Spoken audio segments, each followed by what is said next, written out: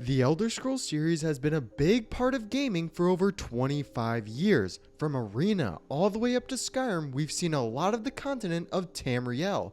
But what are some of the best things that we got in each installment of the Elder Scrolls series? And what is up guys, Andrew from the Den Men here, and today we will be going over the best parts to each of the Elder Scrolls games. There are a lot of good things about each of these games, so if you are excited, make sure you hit that like button and comment which game is your favorite. With that being said, we have a lot to go over, so get comfy, grab that bottle of Honey Brew Mead, and let's get right into the video. Arena was the first installment in the Elder Scrolls games, and it brought a massive new universe for fans to enjoy. I think it's safe to say that the best part of Arena was its exploration. Expectations need to be kept low though. It did release in 1994, over 25 years ago, so the graphics are pretty subpar. But the amount of cities to explore and NPCs to encounter was unheard of when it first came out. The foundations for all of the future Elder Scrolls games started in Arena, and I'd say was a good stepping off point in the idea of exploration. Its ability to flesh out an entirely new world while being able to explore all of it is a great part of Arena, but it is not all of it. The level of difficulty in the first game is wild when you compare it to the titles we see today. There was definitely a steep learning curve, making it some of the best and worst parts to this game. It might turn off a lot of gamers, but to those looking for a challenge, it was definitely a welcome one. We see a number of things in Arena that are still being done to this day, and not just Elder Scrolls games, but other titles as well, so the amount of exploration and difficulty were definitely the best parts. Daggerfall surpasses Arena in a lot of different ways. Most of Arena's failures were brought to a focal point in the Elder Scrolls 2, with cities getting a major overhaul, dungeons becoming more unique and less randomly generated, and more RPG elements to distinguish your player from others out there. I'd say Bethesda really took their time to try and build off of what we got in Arena and make it that much better. They accomplished this in a lot of Daggerfall's features, but one where they might fail at is the large world that we can see in-game. It might have been a plus for Arena, but here it is on a different scale where you would be walking for tremendous amounts of time without seeing anything but wilderness.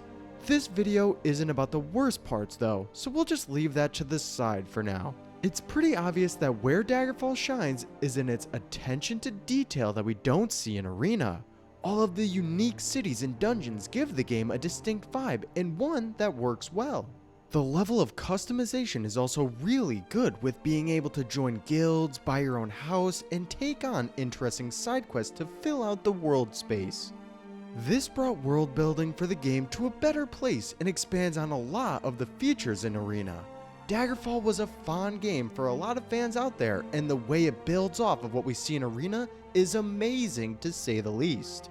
Our next one up is arguably one of the best in the entire series, surpassing even that of Oblivion and Skyrim. Morrowind set the bar high for every future Elder Scrolls game, and for good reason. Bethesda was really able to show off their ability to make alien worlds unlike anything we have ever seen before in gaming. With Oblivion and Skyrim, they were able to show off a fantasy-heavy world with dragons, lords, and ladies. But with Morrowind, they switched up the formula and gave giant mushroom towers, living gods, and giant silt striders that you would be able to travel around Vardenfell on.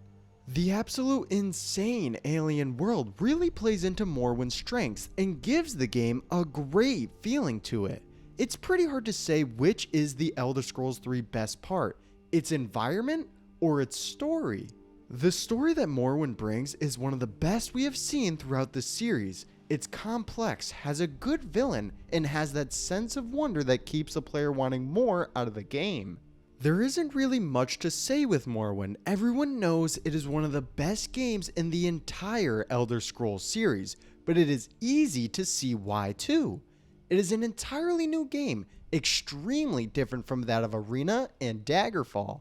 The idea that such an alien environment could be in a fantasy game was unheard of, and the fact that it works so well just shows how good Morrowind actually was.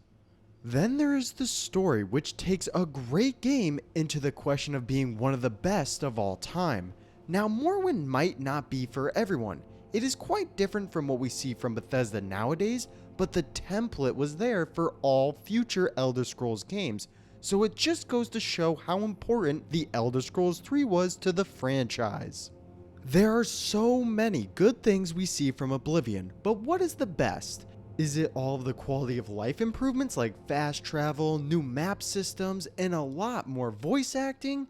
Or is it one of the best DLC in the whole series with the Shivering Isles?